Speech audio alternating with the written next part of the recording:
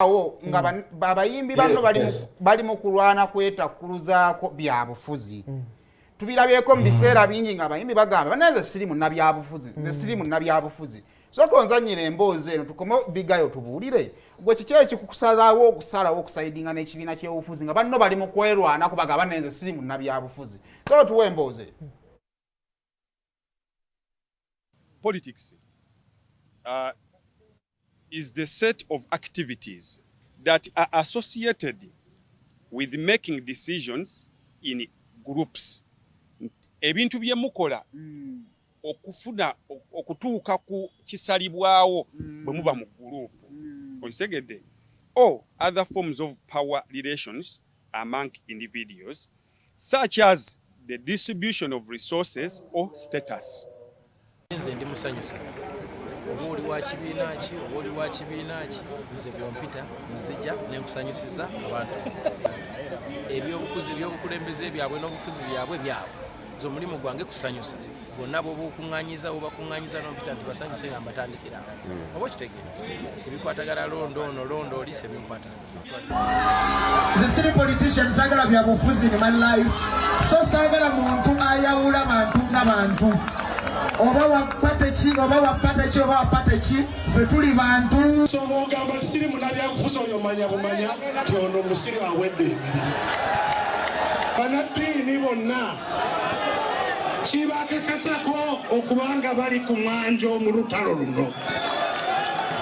So abasumba babishopu bapasita baani balina okubeera ku front line y'okulaba nti Uganda eddamu nefuna emirembe bannansi ne baba bannannyini ggwanga lino.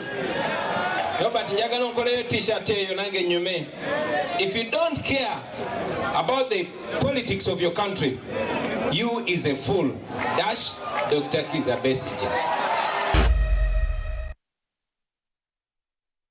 Jo wali ekavule Dr. Kizza Besigye ye yasooso kyogerako kubanga twali wano ng'ekigambo politics kitubonyaabonya nga twebuuza politician omutuufu yakola ki yaani oba otegeera bulungi kansule biga igundi yange agirabye bannaye kenkyemanya agirabye nga twebuuza politician omutuufu yakola ki yaliwa. Dr. Kizza Besigye yasoose Robert Kyagulanyi Center mu honorable n'ayongerezaako bwongereza.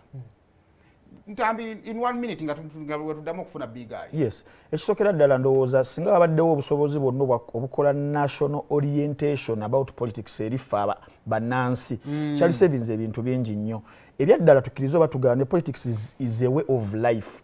Kizibu nnyo okubeera ng'omwewala naye abantu abasinga balowooza politics is all about leadership and leaders and elections kulonda era bamufaako nnyo mu season ya campaign. Yet after the campaign policies eziba zigenda okuba nga zisalwawo buli kimu beeya buli kimu sukaali mafuta nawe omuntu wa wansi kabeere muyimbi kobeere luddawa it will affect you mu ngeri emu oba endala. So olina okubeera nga antennas zo n'amaaso go magufu okubeera nga ogoberera n'ekisingira ddala obeera ng'olina omukisa nti oli opinion leader olina eddoboozi ogasseeko eddoboozi lyo likozesejja ati okubeera ng'ogattako okubeera nti embeera wepo eyinza okubeera ng'ekyuka singa obeera tokkiriziganya nayo politics ekyo kyakola. Essaawa zino tuli mu studio bano tuli mu kuweereza naye within just 10 minutes osobola okuwulira nga wabweri waliwo okwekalakaasa nga tusobola na kuva mu studio wano because of political reasons ezimu abantu bali mu kwekalakaasa ku ABCD. So buli wobeeraawo n'ogamba anze tebinkwatako kkiriza obagaana in one way or another it will affect you whether you like it or not. Kasirye. Politics is the science of how things work. Ebintu engeri gye bikola ki gye bikolamu.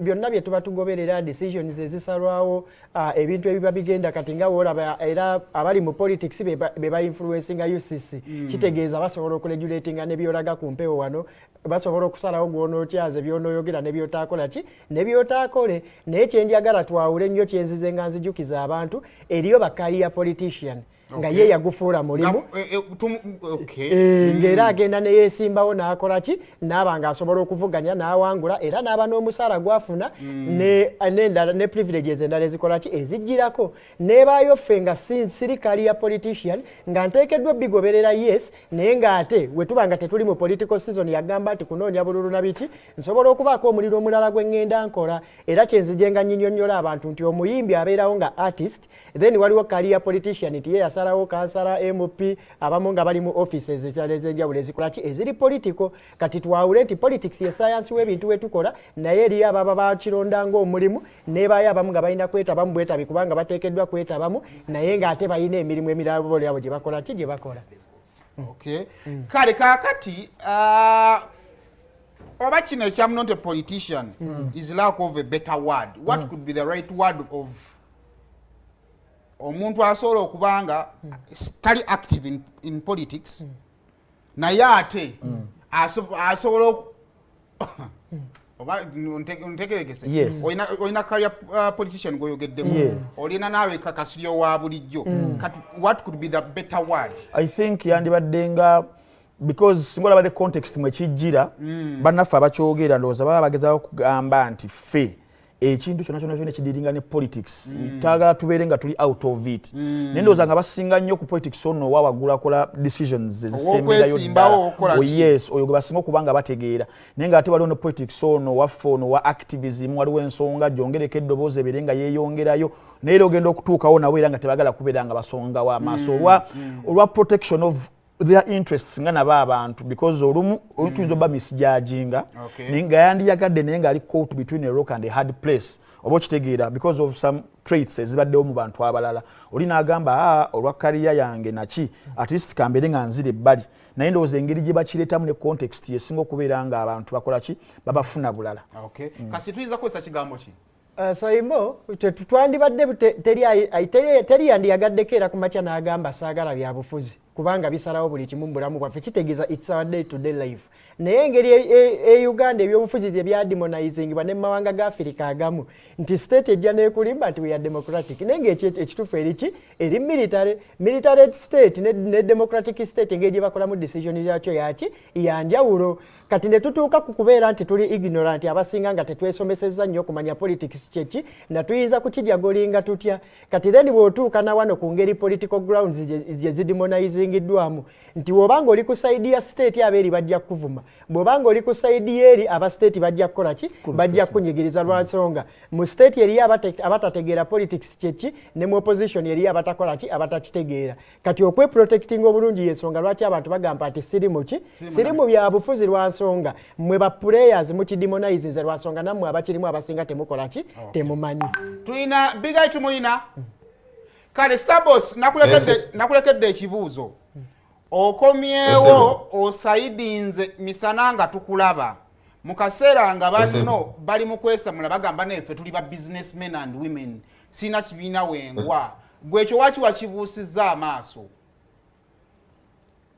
Kakati Simon kyenjagala nkutegeeze omuntu agamba oba omuyimbi yenna nja kuba direct omuyimbi yenna agamba nti politics w'eggwanga tamukwatako ekisooka mpozi ng'olinayo enguudo z'oyitamu gwe ze weezimbira ez'enjawulo ng'olinayo amalwaliro agago ge weezimbira ag'enjawulo tegedde byakujjanjabirako lwaki gwe yagala nnyo abantu b'okoleramu abantu b'ojjamu ssente bo abeere ng'abakwatako ate gwe nga takukwatako kyogamba nti omuyimbi tobeera Munnayuganda njagala omuyimbi akimanye ng'oggyeko eky'obuyimbi n'omuyimbi Munnayuganda embeera y'eggwanga ffenna tukwatako omulundi gutya gumu amakulu tutambuliramu genda eyo gye tukolera enfaanana gye gafaananamu bw'onoofuna akabenje ng'obudde mu kinnya ekiri mu makkati mu kkubo otegedde sisuubira nti kijja kuba kirungi eri abantu bo ne famire yo okitegeera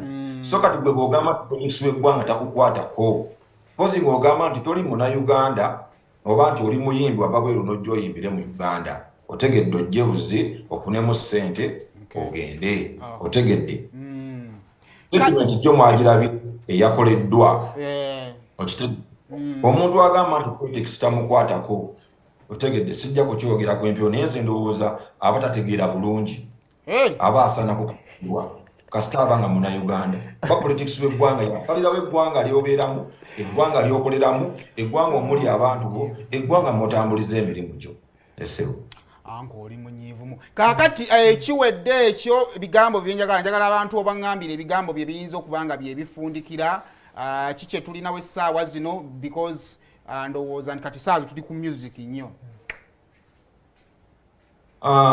Definitely era nga mbadde mundaba nti mu mbeera yonna mbadde serekeraawo kuba nti mbawa nnyimba weewaawo nti abantu badde balina ensonga zaabwe era nga n'ennyimba ezimu era ng'olaba nti bwe zijja ezimu bakuponera okola ki neruddayo naye serekerangaawo kuba nti nfulumya music era nga mulaba nti of late nabatuuzaamu husband material lwamaanyi otegedde era mwamuwulidde ng'omukulembeze amuyimba wali lwamaanyi webali nnyo mpozi n'akabonero k'enkofiira okuba nti yantuuse mwakyogeddeko awo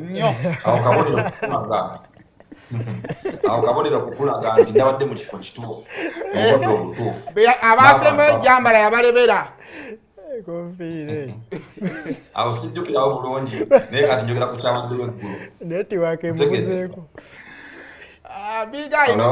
bigayi neyanze gaakadde amakya g'olunaku olwaleero mumpulira tukuwulira okay so bannange mbadde mbasaba abawagizi ba Big Eye ne bannayuganda mwenna mwongere okuba nga mugoberera Big Eye nga mwongera okunyongera obuwagizi bwammwe buli lwemba nzije gye muli mu mbeera yonna temulekeraawo mbeebaza mwebali nnyo okunnyaniriza n'emikono ebiri kuba amaanyi ngalaba obuwagizi mbulaba hype ngiraba yonna gye mpita gyo nalabye ng'enkumi n'enkumi z'abantu zingoberera ku booda nga ziri nange nga zindaga nti zenyaniriza ddala buli gye mpita nga abantu bankubirako nti eyo Big Eye waffe weebale nnyo kitegedde nsoba nange mwebale nnyo mwebalire ddala mwebale nnyo kye nnyinza okubagamba so nyongera okwebaza National Unity Platform ne President Kyagulanyi thank you so much neyanza Starboss neyanza akadde amakya g'olunaku olwaleero